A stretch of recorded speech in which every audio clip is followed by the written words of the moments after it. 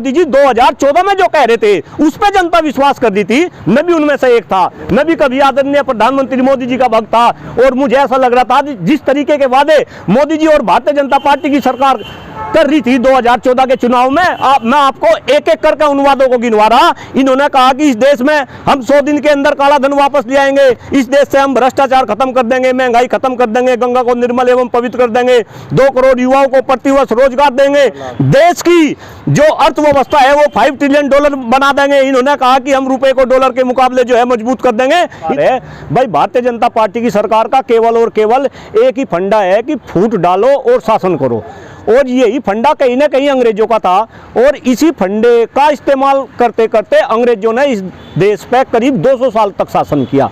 अब इसी बात को ये भारतीय जनता पार्टी वाले समझे और इन्होंने भी फूट डालो की नीति पे इस देश में पिछले 9.5 साल पहले अपनी सरकार बनाई, और कहीं ना कहीं ये इसी नीति पे चल रहे और इसी के तहत ये सारे काम हो रहे हैं। लेकिन कुलदीप साहब, जयपुर में, राजस्थान में सरकार तो कांग्रेस की है, लेकिन भांडा आप फोड़ रहे भाजपा के साथ। देखिए श्रीमान जी, जो पानी का बहाव है ना वो ऊपर से नीचे तक पानी का बहाव हो रहा। इन लोगों ने इस देश में इतनी नफरत फैला दी, इतनी नफरत फैला दी। मैं आपको बताऊं, मैं मुजफ्फरनगर जिले से है भाई, और मुजफ्फरनगर जिले में हमारे यहाँ चारपाई होती है, खाट होती है, उसके 4 पावे होते हैं। इस देश के अंदर हिंदू, मुस्लिम, सिख, ईसाई कहीं ना कहीं उसी खाट, उसी चारपाई के 4 पावे हैं। अगर एक पावा भी धराशायी होगा तो सारी की सारी खाट जो है जमीन में आके मिल जाएगी।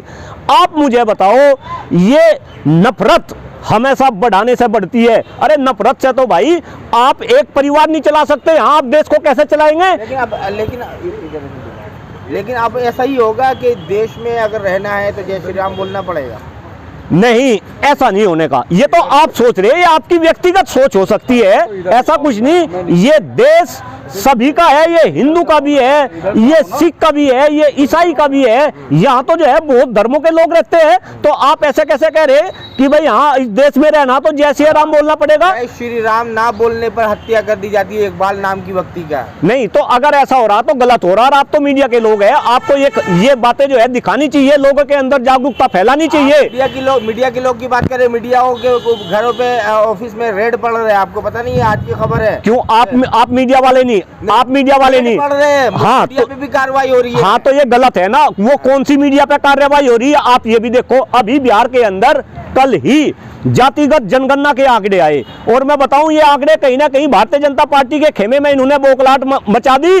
और इन आंकड़ों में जो ओबीसी वर्ग है, ओबीसी वर्ग की जो संख्या वहां पर आई वो 63% आई, और जो स्वर्णिम जाति के लोग हैं वो मात्र 15% है।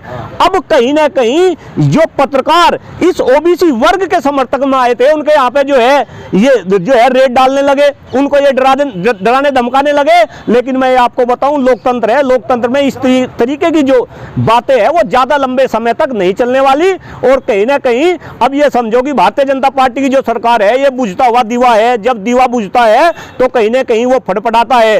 और ये मैं नहीं बोल रहा, ये तो आपके आंकड़े बोल रहे हैं। और जो पूर्व में हुआ आप देखो हिमाचल प्रदेश में क्या हुआ। मोदी जी तो कहते हैं फुल बहुमत से सरकार बनने जा रही है। एक बात बताओ, मोदी जी जो कह रहे हैं उस पर जनता विश्वास नहीं करती। मोदी जी 2014 में जो कह रहे थे उस पर जनता विश्वास कर दी थी। मैं भी उनमें से एक था। मैं भी कभी आदरणीय प्रधानमंत्री मोदी जी का भक्त था, और मुझे ऐसा लग रहा था जिस तरीके के वादे मोदी जी और भारतीय जनता पार्टी की सरकार कर रही थी 2014 के चुनाव में, मैं आपको एक एक करके उन वादों को गिनवा रहा। इन्होंने कहा कि इस देश में हम 100 दिन के अंदर काला धन वापस ले आएंगे, इस देश से हम भ्रष्टाचार खत्म कर देंगे, महंगाई खत्म कर देंगे, गंगा को निर्मल एवं पवित्र कर देंगे, 2 करोड़ युवाओं को प्रतिवर्ष रोजगार देंगे, देश की जो अर्थव्यवस्था है वो $5 ट्रिलियन बना देंगे। इन्होंने कहा कि हम रुपए को डॉलर के मुकाबले जो है मजबूत कर देंगे।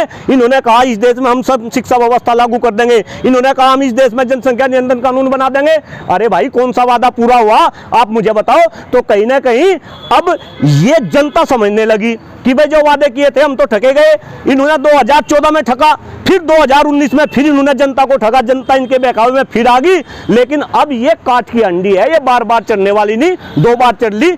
अब ये मोदी जी को भी समझ आ रहा। और आप तो मीडिया के लोग हैं, अभी जिन राज्यों में चुनाव होने वाले, आप राजस्थान की बात करो, आप मध्य प्रदेश की बात करो, आप छत्तीसगढ़ की बात करो, तीनों राज्यों में कांग्रेस की सरकार बनने वाली। भारतीय जनता मध्य प्रदेश की बात करते हैं, उज्जैन वाले मामले में जिस तरीके से एक बिल्कुल सामूहिक बलात्कार किया जाता है, उस मामले को आप किस तरह देख रहे हैं? जयपुर में एक इकबाल नाम की व्यक्ति की हत्या कर दी जाती है और वहाँ पर सामूहिक बलात्कार कर दिया जाता है मध्य प्रदेश में। देखिए बहुत ही बड़ा दुर्भाग्यपूर्ण है। और मैं ये कह दूं कि भाई मैं यहाँ कांग्रेस मुख्यालय के सामने खड़ा, ऐसी घटनाएं कांग्रेस की सरकार जहाँ पे है वहाँ भी कांग्रेस की सरकार के अंदर भी ऐसी घटनाएं होती है, लेकिन कहीं ना कहीं हमें जागरूक होना पड़ेगा। और हमें जो है ना, अगर कांग्रेस की राज्य में अगर कोई कांड हो रहा है तो जिम्मेदार भाजपा भारतीय नहीं, जनता पार्टी कैसे? नहीं, उसके लिए कांग्रेस जिम्मेदार है, उसके लिए कांग्रेस जिम्मेदार है। और अगर कहीं भारतीय जनता पार्टी के शासन में ऐसा हो रहा तो उसके लिए जो है भारतीय जनता पार्टी जिम्मेदार है। लेकिन मैं तो ये कह रहा कि कांग्रेस नफरत बढ़ाने का काम नहीं करती,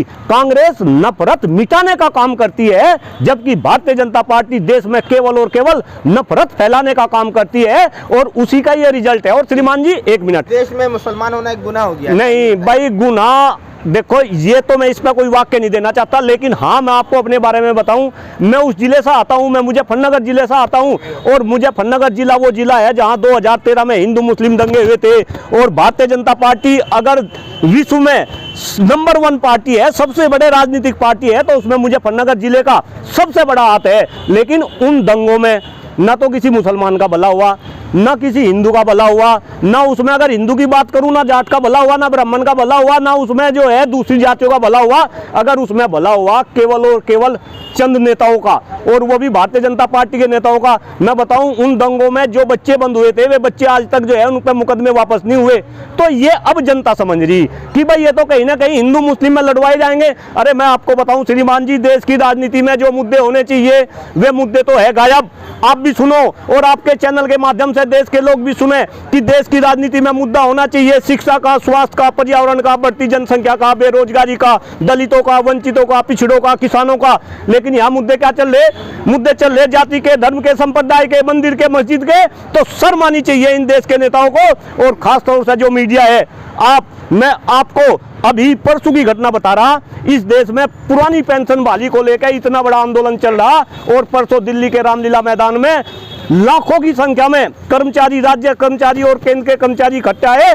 और वहां पे जो ये गोदी मीडिया है, राष्ट्रीय चैनल कम से कम 12-13 राष्ट्रीय चैनल है, उनमें से न्यूज़ 24 और छोटी सी खबर आज तक पाई। इसके अलावा अगर वहां आपको कोई पत्रकार मिला हो, कोई खबर दिखाई हो, तो कहीं ना कहीं क्या लगता है 2024 में सत्ता परिवर्तन होने वाला है, फिर भाजपा की सरकार बनने जा रही है? क्यों आपको नहीं ऐसा लगता?